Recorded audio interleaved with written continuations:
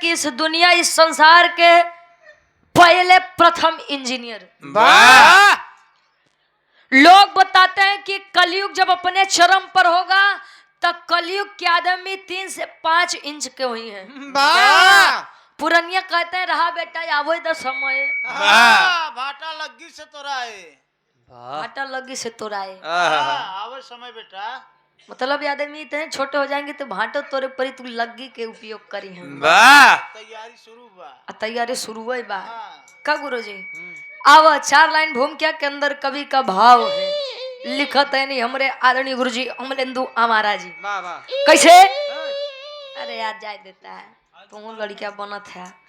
अब भैया देख ले कौन देता हल्का से कम कोई जवान दे तो देख ले हेलो जवान समझ में आउट हो रे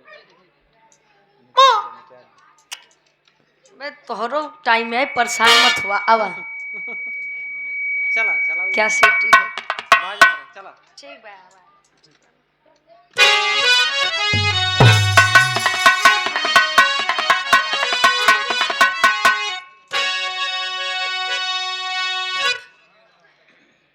कहे चक्र सुदर्शन त्रिशूल बज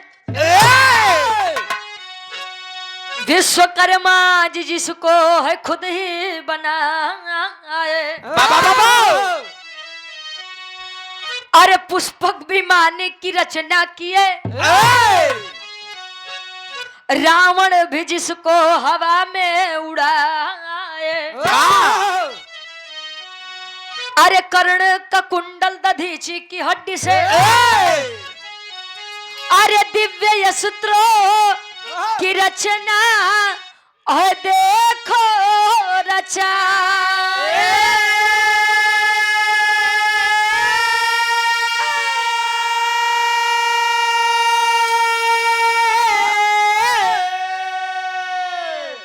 विश्वकर्मा जी दुनिया के पहले इंजीनियर है बात यमलेंदु बताए।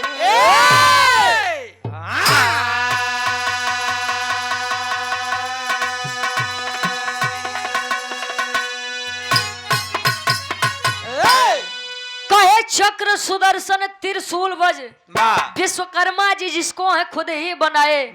पुष्पक विमान की रचना किए रावण भी जिसको हवा में उड़ाए। कर्ण का कुंडल दधीची की हड्डी से दिव्यास्त्रों की रचना है देखो रचाए। तो विश्वकर्मा जी दुनिया के पहले इंजीनियर हैं बात अमलेंदु बताए। बारे विश्वकर्मा जी बारे बहादुर। अच्छा विश्वकर्मा जी का एक खास दिवस होता है खास दिन होता है। लोग 17 सितंबर को बड़े हर्षोल्लास के साथ मनाते हैं। कहानी उठत बा विश्वकर्मा जी से लेकिन रामायण पे एक ऐसा अनोखा पार्ट पे जाए के छुट्टी कि आपो लोग सोचा बा कहते हैं जहां न पहुंचे रवि वहां पहुंचे। बिरहा में बड़ी मिजाजी गजल लगत बा। अरे वाह फिल्मी दुनिया वाले गावत रहे कोनो लइका अपने बेवफा सनम बदे कहे जा बेवफा जा कबो खुशी ने रहा। कभी का भाव है कैसे उ लइका कहे ठीक बाबा यानी हारमोनियम के लेवल उठा ले बाहर हारमोनियम उठाओ।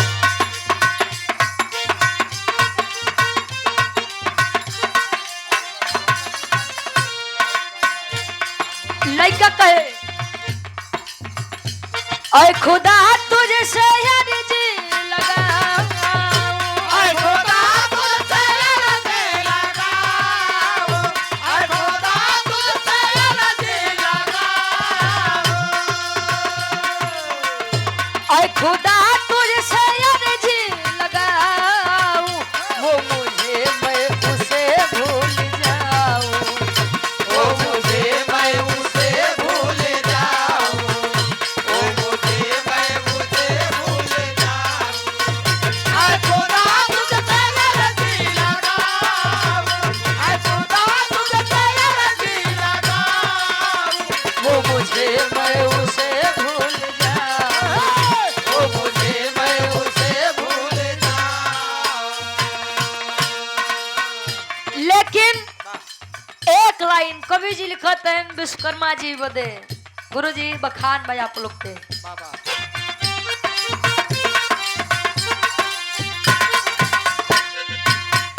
कला विश्वकर्मा अपनी दिखाए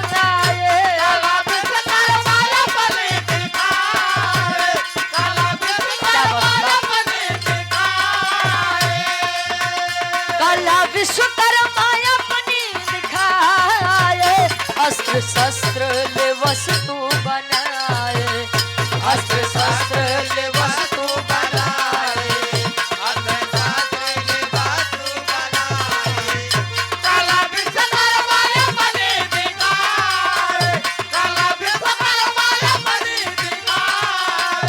अस्त्र शस्त्र ले वस्तु बनाए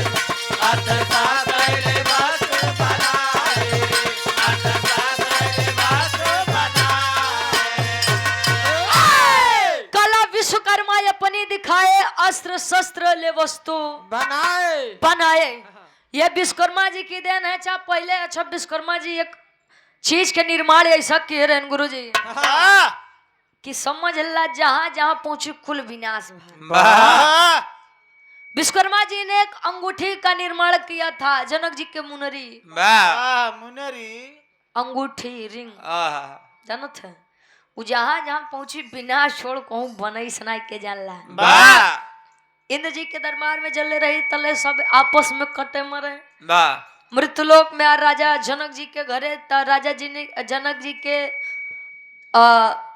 राज्य में सूखा पड़ने लगा अकाल पड़ने लगा पहुंची मुनरी अयोध्या नगरी में पहुंची तो दशरथ जी के मृत्यु 14 वर्ष के वनवास पाई गए राम जी जले सीता जी लगे रहन तो सीता जी साथे घटना भजन दिन राम जी लगे आए तो राम जी साथे घटना आज ऐसे हुए मुनरी लंका नगरी पहुंची लंका नगरी के विनाश हो गया ओकर एक अलग लेवल बा अलग कहानी बा कहानी के शुरुआत कवि जी लेते हैं हरे से कैसे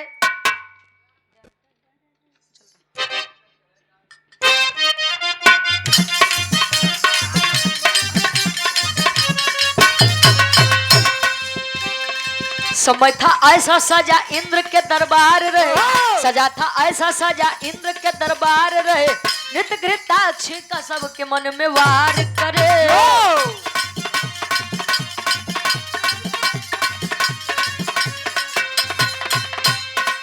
अप्सरा घृताक्षी जो नित्य की दीवानी थी अप्सरा घृताक्षी जो नित्य की दीवानी थी उन्हीं की बेटी चित्रांगदा सयानी थी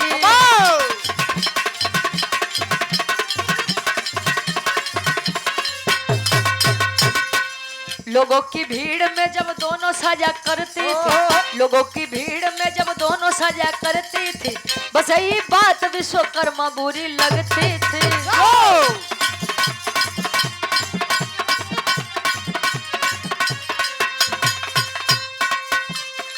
नित्य से क्रोधित विश्वकर्मा रहा करते थे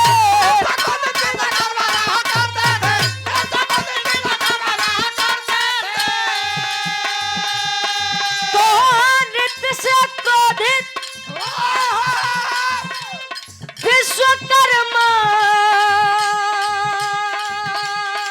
रहा करते थे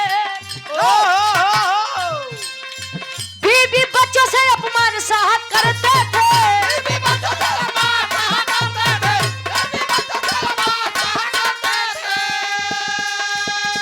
अरे तो बीबी बच्चों से अपमान करते थे कहानी का तनी समझ ला विश्वकर्मा जी हरन का इतना काम एडवांस रहे तोले पत्थर के मूरत से लड़कियां जन्म ले का गुरु जी विश्वकर्मा जी की एक पत्नी जिनका नाम घृताक्षी था और घृताक्षी विश्वकर्मा जी के बीच में एक लड़की जिनका नाम चित्रांगदा था घृताक्षी जो थी अप्सरा थी यानी नर्तकी थी नाचने गाने का कार्य करती थी कहाँ पे इंद्र जी के दरबार में विश्वकर्मा जी तब बहरे बहरे बड़ी इज्जत बनाओ जबकि जले आओ इंद्र जी के दरबार में कहा हो विश्वकर्मा जी आई गए इतना इज्जतदार होता तार मेहरारू लड़के नचबाई नहीं वाह बात ये उत्पन्न हो तो विश्वकर्मा जी को ये बातें बड़ी गलत लगे, बड़ी खराब लगे। वाह वाह अब भाई मेहरारू के तो क्यों कुछ कह नहीं सकत गुरु जी। मेहरारू अगर चाहे तो सुई से समुद्र खोद सकत है। वाह जान लगे चाय नहीं तब हाँ चाहिए तब ना वाह आए तिरिया चरित्र दैबो न जाना है। वाह इनके खाते क्या खाते चंदन भी तो शुक्र मनावो तहार वाली लायक बा। वाह हाँ अच्छा पहले के दुल्हन लंबा घूंघट करें गुरु जी काहे बदे जानो थे हाँ काहे बदे हाँ, उनका दांत बड़े बड़े होता है इवन मौत तोपे रहे अच्छा घिसे जाता रहे। पहले का दुल्हन मांग भर के सिंदूर लगावे माने कि हमारे दुल्हा के आयु लंबी होखे। वाह आज के दुल्हन तनी सट्टी के लिए काहे बदे जानो थे हाँ ये जल्दी मरा दूसरे के जाई वाह जे तार वाली कितना लगाओ थे यार इनके बेलचा से लगावा थे। हमको लगता तले 150 प्लस है यहाँ विश्वकर्मा जी। वाह कब महाराज इतना जल्दी तू नहीं जा परेशान मत अरे हो। बे ढेर जने पिंडा मारे। हाँ हाँ पार ले भाई तब इकट्ठे यार तू लोग प्रयागराज वाले कुछ भी कह सकते हैं। हाँ। कहानी तनी समझ ला। वाह विश्वकर्मा जी आए गुस्से में अपनी बेटी चित्रांगदा से कहीं किया लड़की वाह आया लड़की बात कर भी रहा गाना कहे कि मुझे ये नहीं समझ में आता कि तेरी माँ यदि नाच गा रही है तो तेहू विश्वकर्मा जी के नाम कटवाबे। वाह बात कर जब तक भी रहा चल घरे बात बंद कर अरे तो विश्वकर्मा जी हाँ जी हम बैठ जाए तो लगते ही रह जाबा। आ बेटा चलो हाँ गुरु अच्छा बिहार विश्वकर्मा जी लगे गुस्सिया के बोले बतियावे चित्रांगदा से तो चित्रांगदा को यह बात बड़ी बुरी लगी वाह कि मेरे पिता ही मुझे अगर इस तरीके से शब्द से नवाज रहे हैं बोल रहे हैं तो ये तो बड़ी खराब बात है। वाह बुरा लगा स्वर्गलोक को छोड़ के चली है चित्रांगदा मृतलोक यानी मृतलोक हमारे और आपके मृतलोक में वाह आई तो ले यहीं के एक राजा है जिनका नाम राजा सूरत है। वाह राजा सूरत से जब टकराव हुआ तले होत का एक लाइन गीत लगत बा कोनो दुल्हा अपने दुल्ही से कहे यो गीत मार्केट में बड़ी वायरल रही कैसे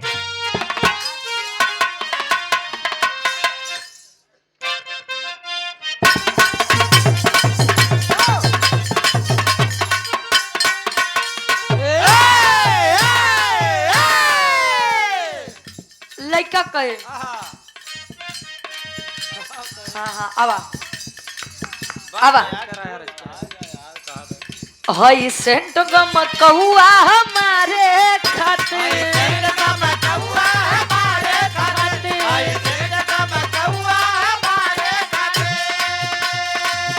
सब सामान बावे तोरे सिंगारे खातिर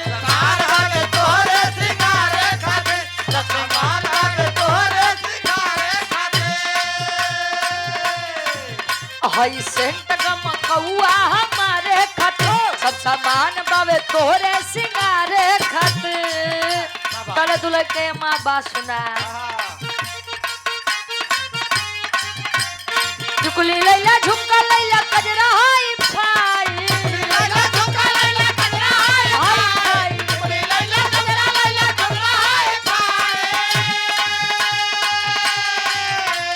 झुकली लैला झुमका लैला कजरा हाई फाई आय हाय हाय कहे सड़िया करियई के लाई सड़िया करियई के लाई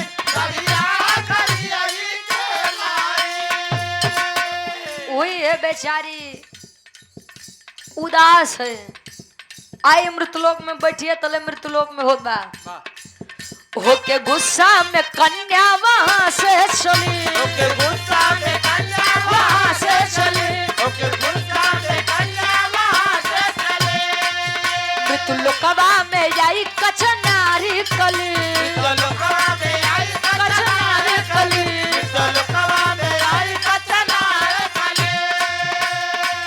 होके गुस्सा में कन्या वहां से चली मृतलोकवा में आई कचनारी कली भटके इधर उधर कहे कि किधर जाए कहे कि किधर जाए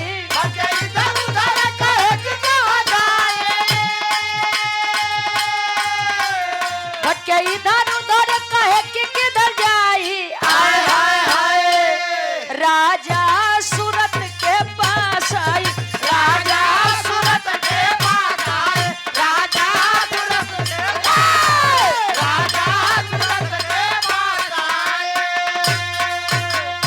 आए। टकराव हुआ राजा सूरत से चित्रांगदा का, आपस में मिलन हुआ नैना चारू अच्छा। कहते हैं कोई कोई कहता है कि केहू केहू कहेला उमरिया के दोस्त बा कही के गए सूरदासी सब नजरिए के दोस्त बा नहीं कौन चीज देखबा नहीं कौन चीज का देख के लालच आई तो कहाँ से गलती हुई। कम मंजीत भैया वो लोग नहीं फोड़े लेकिन तू फोड़ेला। अच्छा हाँ भाई तू करता करती वाले माँ तो तू कहाँ से देखबा कहो।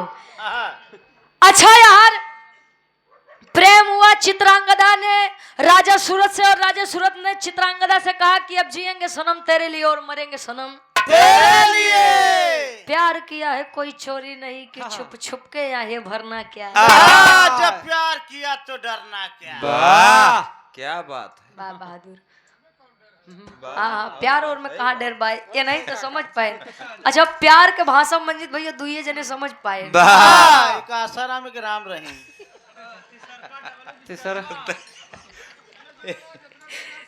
सब समझता वैसे ने नहीं दाढ़ी मोछा पकान बा। अच्छा प्यार मोहब्बत वो अलग की बात है लेकिन आज के समय में लव चलत बा गुरुजी। जौनम सब हो गया बा सब होई बा कहे लव इज ब्लाइंड प्यार अंधा होता है। अरे वाह हाँ नींद चैन भूख प्यास कुछ सब कुछ ले लेता है।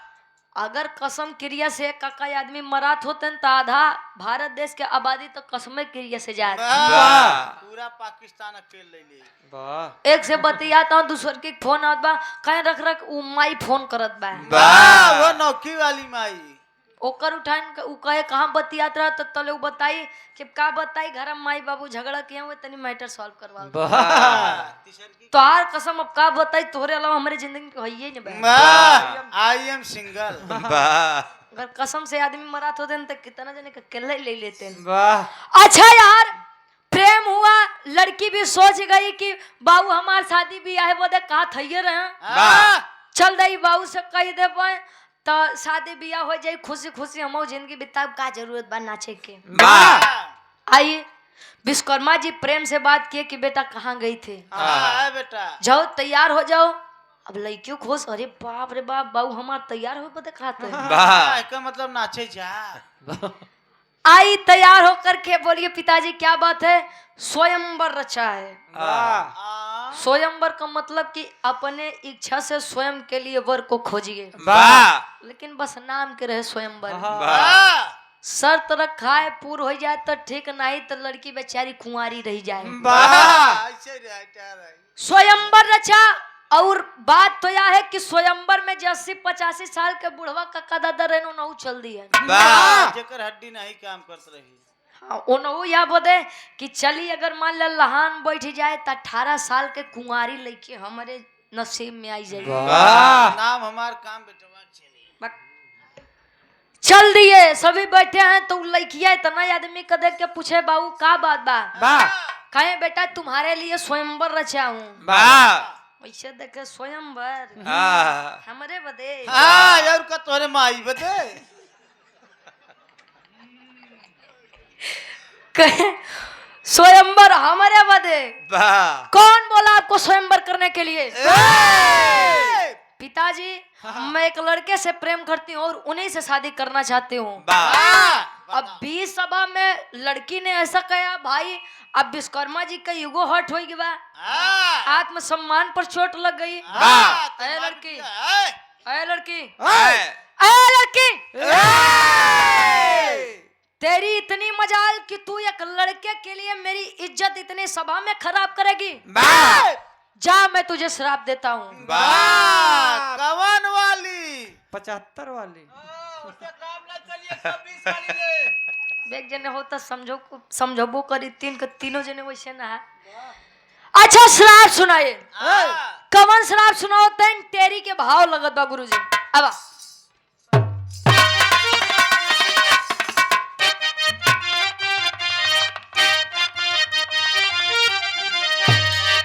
स्वयंवर अपने आप रच दिए।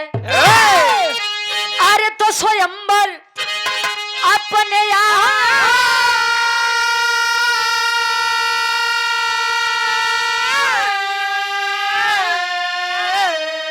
अरे तो स्वयंवर अपने आप रच दिए। दुआ तो दिए नहीं बदले में मिला शराब।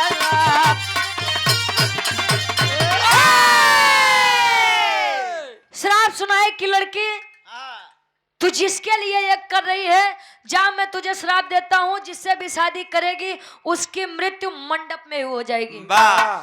मतलब जैसे वह सिंदूर डालेगा सुहागन बनते ही तू विधवा हो जाएगी। पहले के ऋषि मुनि कुशियां तो पहले श्राप पे सुनावाए। श्राप सुनाया। अच्छा लड़की मन मार के आई, एक बार सोचे शादी कर लूं, एक बार सोचे अगर शादी कर लूंगी मेरे पति परमेश्वर के पास चले जाएंगे तो मतलब ही क्या निकलेगा। यही सोच करके लड़की कूदी है पानी में अपनी जान देने के लिए। समाज देखिए, मेरी बात को बुरा मत मानिएगा, सुन ला करवा अपने मन के हम जाना था। समाज जब हम भूखे रहते हैं, हमारे तन पर कपड़े नहीं होते हैं, तब हमें खाना देने कपड़ा देने कोई नहीं आता है। जिस दिन घर का बेटा हो बेटी हो कह दे कि पिताजी या माताजी मैं उनसे प्रेम करती हूँ, उनसे शादी करना चाहती हूँ, तो लगी है माई बाबू समाज निहारे कि समाज में हमारी नाक कट जाएगी। जब तक समाज लगते हैं उस खोखले समाज का ढिंढोरा पीटने, अरे साहब समाज क्या हमारे बच्चों से बढ़ के हो जाता है। बच्चा इस संसार को अलविदा कह के चला जाएगा तो क्या समाज आपके बच्चे को वापस दिला सकता है? नहीं दिलाएगा। तो ये सब बातें बंद कर दिए। अगर प्रेम सत्य है, सच्चा है, आज के समय में लड़का नशा पता ही नहीं करत बा, तो जान ला तू राम पाई गया। हाँ, अगर नशा कर ले जान लो भोलेनाथ। यार गुरुजी, हाँ जी। हम कईयों बारात में ऐसा देखे, विश्वास माना लड़का 50,000 1 लाख कमात रहे, लड़का कितना करिया हो, करिया कितना हो। माई बाबू का कहिए, अब का बताई लड़कवा एकदम राम बा। हाँ बिटिया तू सीता बन के रह। हाँ भैया, ऐसा आप कूदी है चित्रांगदा पानी में अपनी जान देने के लिए। पानी का बहाव तेज है। एक मुनि की कुटिया के सामने आती है जिनका नाम ऋतिक ध्वज मुनि बताया गया। मुनि साहब आदेश दिए, बेटा जाओ देखो कौन है, लेकर आओ। जाओ बेटा। लेकर आए, लड़की को होश आया, तले पूछते हैं बेटा इतनी कम उम्र में इतना बड़ा फैसला क्यों? तब वो बतावत बा कैसे चौक के भाव लागत बा।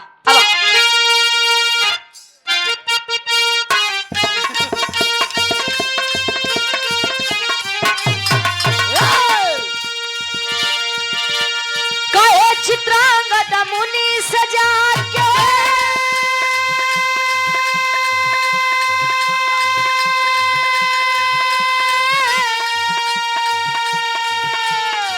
जीवन अब स्वीकार नहीं,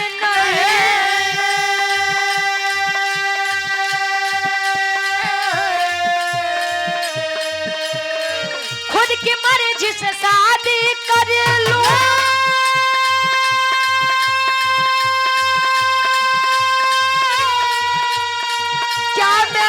अधिकार नहीं।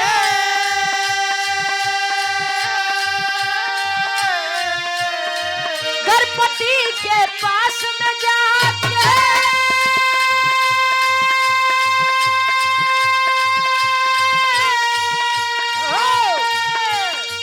करती मैं श्रृंगार नहीं,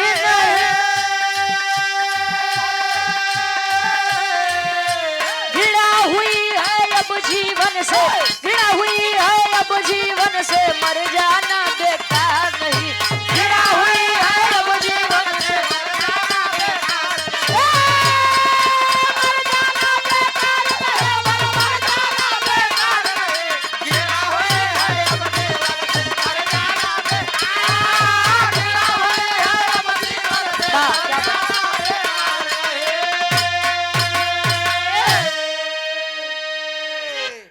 चित्रांगदा इस जात के जीवन अब स्वीकार नहीं, खुद की मर्जी से शादी कर लूं क्या मेरा अधिकार नहीं, गर्भपति के पास में जाके करती मैं सिंगार नहीं, घृणा हुई है अब जीवन से मर जाना स्वीकार नहीं। कहे बाबा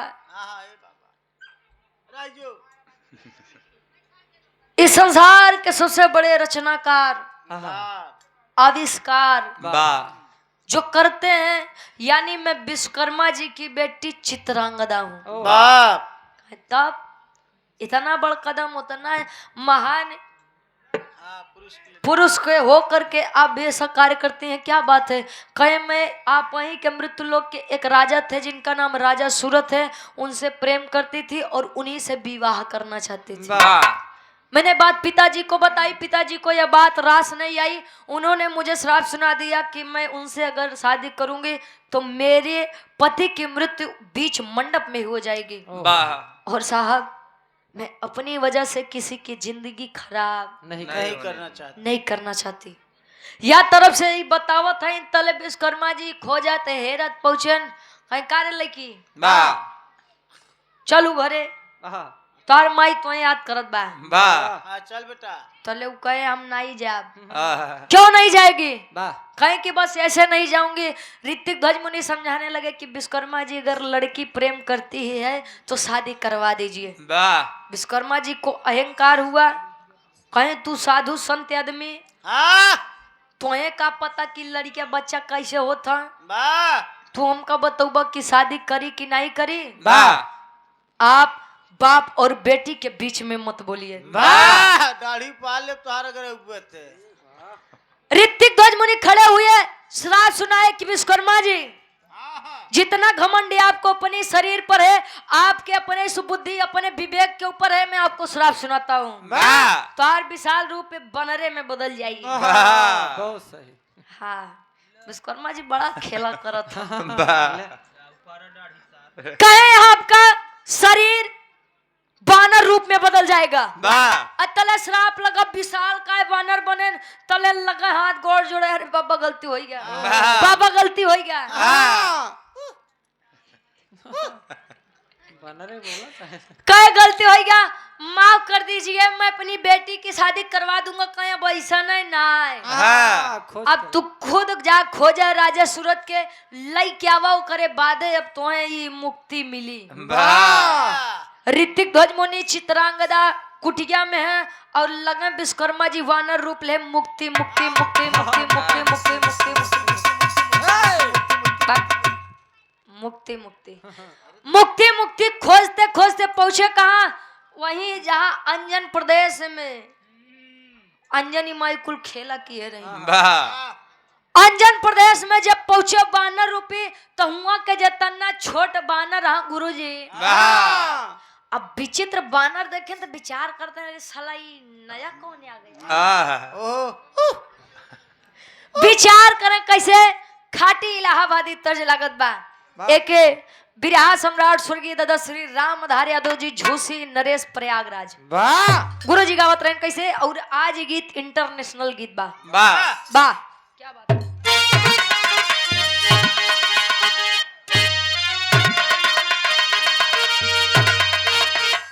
आए हाय अरे राम झको रमार झुलने,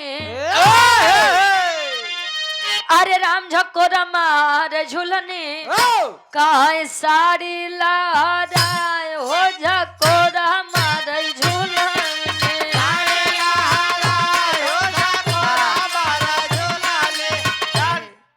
तनी कहे के बदल बिरहा सम्राट स्वर्गीय गुरु हैदर अली गुरु जी गायन एक कैसेट निकाले रहे रतौंदी यहाँ जीजा ओमा गुरु जी गायन, अरे राम घुसुरी का बरधा गसार बरधा, अरे घुसुरी का बरधा काहे सरी यही मझारी घुसुरी का बरधा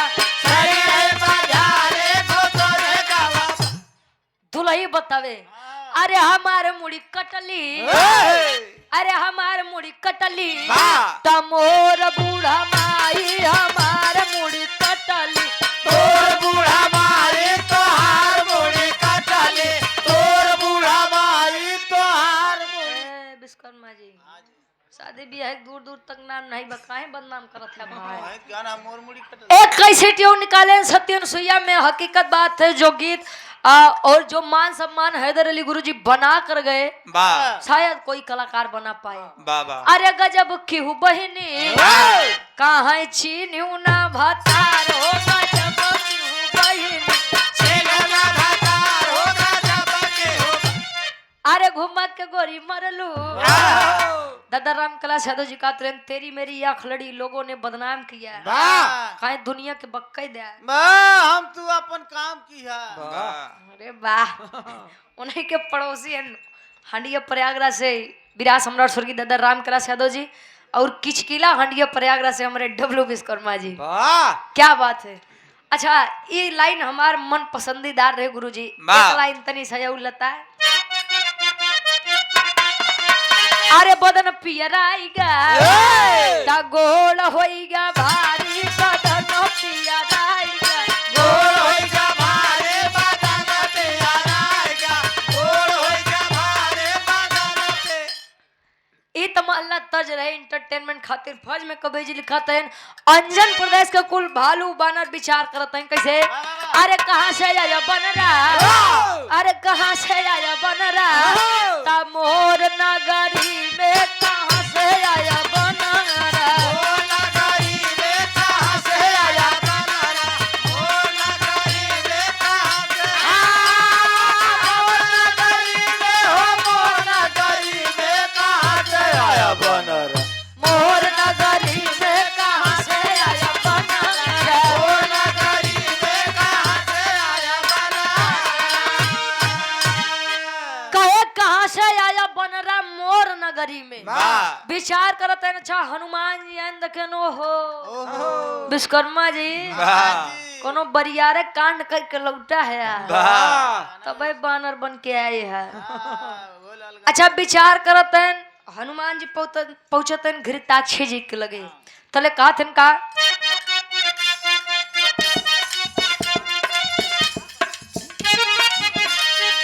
गए हनुमान तब घृताक्षी को ले आए गए हालो बात घृताक्षी को ले आए गए हालो बात बेटाची को ले आए बानर बन के विश्वकर्मा संबंध है बनाए बानर के विश्वकर्मा संबंध है बनाए बानर के विश्वकर्मा संबंध है बनाए अरे दुई लड़ी का पैदा भइले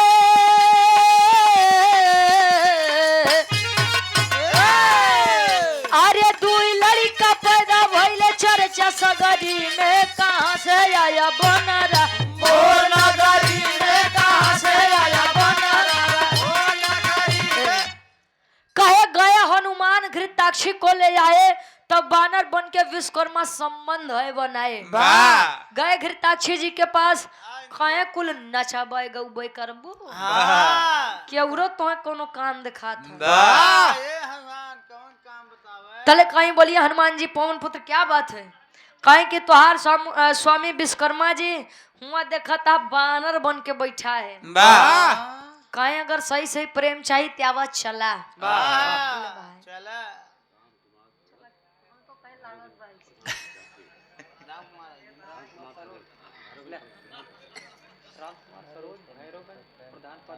आदरणीय आप सम्मानित श्री आदरणीय बड़े सम्मानित हमारे गार्जियन जी राम कुमार सरोज जी जो कि प्रधान पद के भावी प्रत्याशी हैं वाह भैरवगंज से हमारे गार्जियन जी हमसे बाहर से 200 रुपए का सम्मान बहुत बहुत धन्यवाद आशीर्वाद के चाह रहे ईश्वर कर रहे हैं जीता भाई वाह वैसे सब चीजें में इतनी मेहनत नहीं करे पड़त जितनी मेहनत प्रधान ही में करे पड़त है बड़ी मेहनत करे पड़े हाँ हो एमा कच्ची दारू कच्ची ओट पक्की दारू पक्की ओट मुर्गा दारू बस कर भाव सब जानत है बस कर जे प्रधान पतियां जानत है 4 लाख जाई 5 लाख जाई तू मत बतावा ये रिहर्सल करत हलड़ वही हाँ।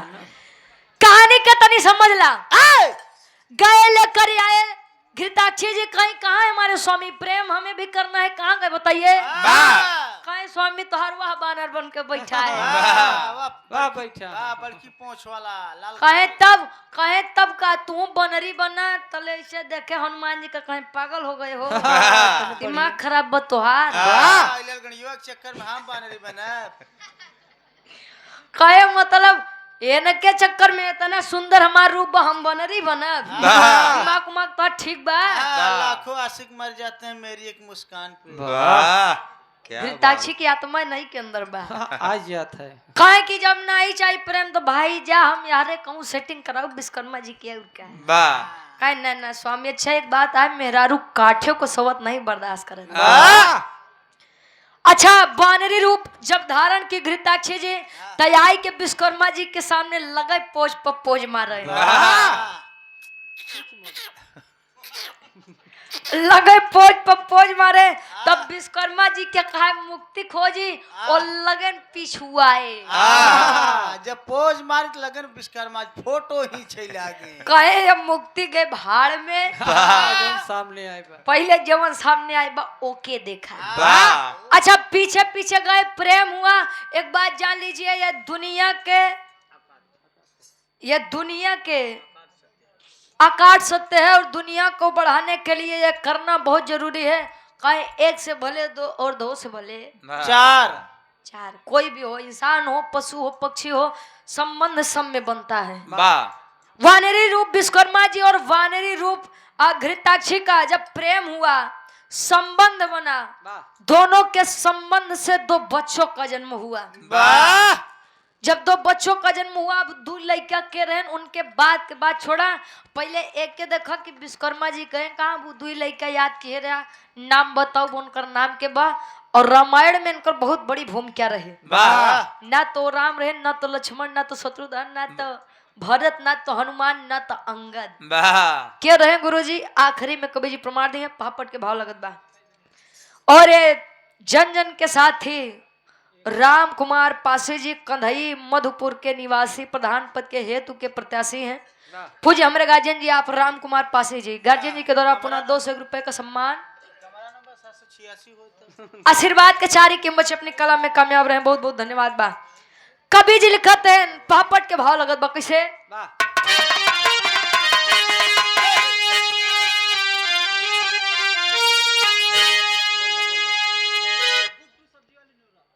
गुड्डू सब्जी वाले नेवरा की पौन में से गार्जियन जी के द्वारा 200 रुपए का सम्मान। बहुत बहुत धन्यवाद बा। आशीर्वाद के चारे इसे बेचता रहा भाई। बहुत बहुत धन्यवाद बा। 100 में सबके अब तले भैया उनको लोग को पिया दे, फिर बाद में उनको लोग को पिया दे। अरे कहे मुनि जी करा दान कन्यादान मान ना जाए दे। अरे कहे मुनि जी करा दान कन्यादान मान ना जाए दे। तना ही साबा दुनिया में अपमान मान ना जाए दे। काहे साबा दुनिया में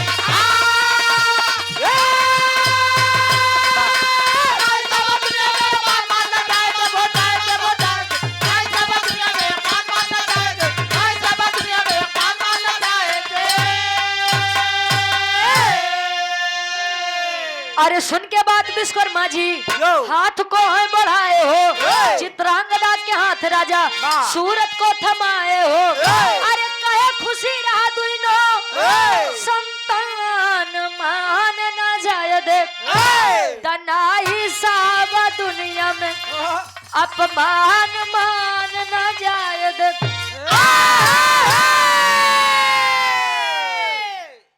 घृताक्षी हनुमान जी से कहे हनुमान जी आ रही है प्रेम ले दूठी लड़कियों जन्म ले लेना तू सम्हारा हमार बोलावा आएगी हम चले अपने काम में। मजनू हरे देखत हुई चल दी इंद्रलोक में। और यार जब इंद्रलोक में घृताक्षी गए तो विश्वकर्मा जी के ध्यान टूटा रे साला हम यहाँ मुक्ति हेरत रहे युक्ति पीछे भागे लगे।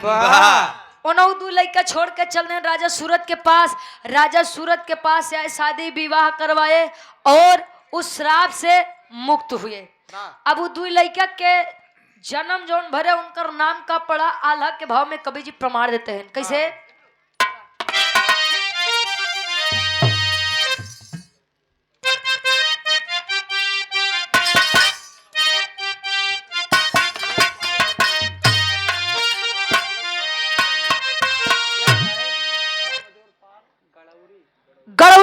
स्पॉन्सर में से पूज्य गार्जियन जी आप राम अजोर पाल जी हमारे गार्जियन जी के द्वारा 100 रुपया बहुत बहुत धन्यवाद आशीर्वाद के चारी कहे अरे बानर रूपवा में कैले विश्वकर्म मन मानी बाबू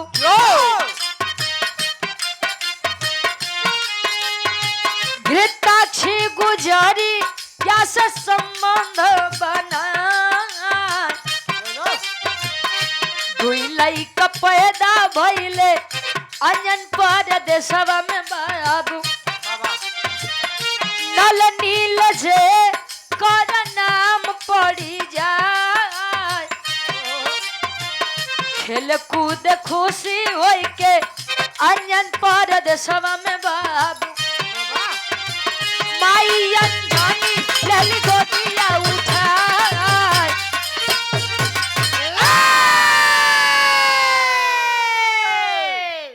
वानर रूपी विश्वकर्मा जी और वानरी रूप घृताक्षी के बीच में संबंध बना और संबंध बनने के बाद जो दो वानर पुत्रों का जन्म हुआ उनका नाम नल और नील बताया गया। पूरे रामायण में अगर नल और नील ना होते तो शायद सीता माँ को लाना दुश्वार था। और नल नील के काम कहाँ पड़ा गुरुजी? आखिरी भाव खड़ी के भाव बा। राजेश पाल हमारे गार्जियन जी खन्ना गार्जियन जी के द्वारा 200 रुपए का सम्मान बहुत बहुत धन्यवाद बा। चौहरजन से बबलू भैया क्या पूजनी फूफा जी बहुत बहुत धन्यवाद बा आशीर्वाद के चारी के बच्चे अपनी कला में कामयाब रहे। आओ गुरु जी आखिरी भाव खड़ी के भाव बा कैसे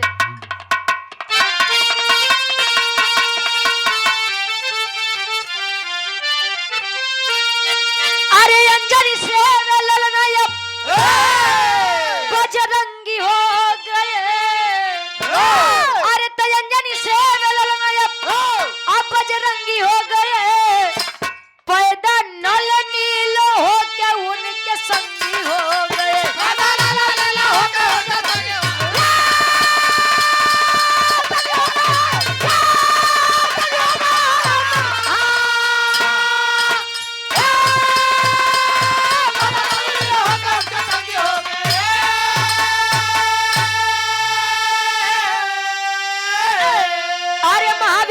से खबर लेके आए हो तो नल नील समुद्र के मार्ग है बना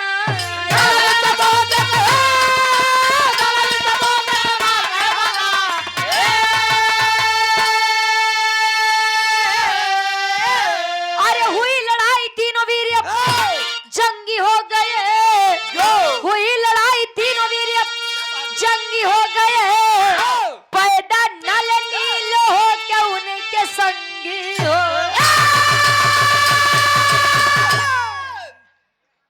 कहे अंजनी से वे ललना ये बजरंगी हो गए तो पैदा नल नील होकर उनके संगी हो गए। हनुमान जी गए पता लेकर आए कि प्रभु जी माई सीता वारे आई वारे आई राम सेतु निर्माण में सबसे बड़ा योगदान अगर किसी का है तो नल और नील का था।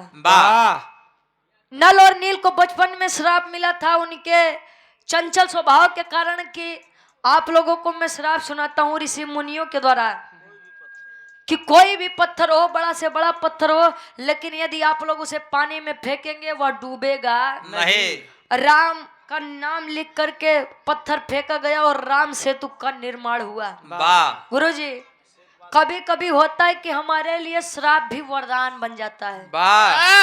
जैसे बाण लगा था श्रवण जी के माता और पिता को तो राजा दशरथ जी के द्वारा तो अंधा और अंधी जी ने श्राप दिया था कि अय राजन जैसे पुत्र वियोग में हम मर रहे हैं वैसे पुत्र वियोग में आप भी मरोगे। राजा दशरथ प्रसन्न हुए हमरे तो लड़के नहीं यहाँ तो पुत्र वियोग आई कहाँ से। वो श्राप उनके लिए वरदान हुआ एक नहीं चार चार गदे लब है और पुत्र वियोग में उन्होंने अपनी जीवन की अंतिम सांसें गिनी थी और यही हुआ था नल नील के साथ। उन्हें श्राप तो मिला लेकिन यही श्राप राम सेतु निर्माण के लिए वरदान बन गया। लंका पर चढ़ाई हुई लंका का विनाश हुआ। अच्छा हम तो एक बात कहा गुरुजी भाई अगर हो तो कुंभकर्ण जैसा हो। वाह सोई वाला हो। ना यार, पूरी जिंदगी सोया था बेचारा, एक दिन उठा था और एक दिन में ही अपने भाई के लिए अपनी जान को कुर्बानी दे गया। वाह जानता था कि मेरे भैया साक्षात जगदम्बा को लेकर आए हैं और विनाश तो तय है। जानता था कि मेरे भाई गलत है, अधर्म की राह पर हैं, लेकिन भाई के प्रेम के नाते अपने भाई के साथ खड़ा रहा, मर मिट गया। ये होता है भाई के प्रति भाई का प्रेम। पहले के लोग कहें कि हमारे भय हरा है। भय हरा का मतलब भय को हरने वाला। आज के समय में और भय करा है। भय करा का मतलब होता है भय को पैदा करने वाला। कब गुरुजी? हाँ तो वह होता बात तनी से ज्यादा जगह जमीन दे दे तब छोटको तुरंत कई माई बाबू हमरे के माया मत। हाँ उनके ज्यादा मानत रहो नहीं के दा के मावे के जरूरत नहीं बा। रामायण में एक प्रसंग आता है कि अगर इतने ही राम जी होते, ईश्वर होते, तो उनको शक्ति बाण लगा था, लक्ष्मण जी को काहे नहीं जिंदा कर दिए। अगर देखा जाए तो यह भी हमें सीख मिलता है कि हमेशा दुआ पर ही भरोसा मत करिएगा, दवा भी कर लीजिएगा। नहीं तो मरीज के जरूरत बा दवा कर, तू करत है दुआ। हॉस्पिटल में पहुंचा तो डॉक्टर साहब के सॉरी आपने आने में थोड़ी देरी कर दी। तो दूसरों को कोसने की जगह अपने आप को कोसिए। एक उंगली आप दूसरे की तरफ उठाते हैं तो 3 उंगलियां अपनी तरफ इशारा करती है। साहब पहले अपने आप और अपने अंदर झांक के देखिए। हाँ ये होता है। कमियां निकालना बंद करिए, अच्छी बातों को आप लोग ध्यान दीजिए। आखिरी भाव खड़ी के भाव बा, ओ खन्नान के परिचय बा। बिटिया बता कि बिहार जगत नंबर खन्नान का बा। गुरु बिहारी गुरुलेश गुरु रामलाल मुबारक का।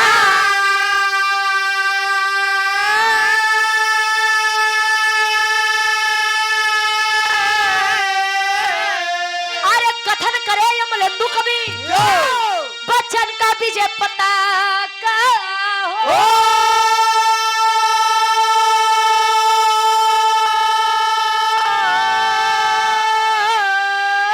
अरे स्वयंवर अपने आप रच दिए, गावे रुचि अदो परी का पानी नाप। स्वयंवर अपने आप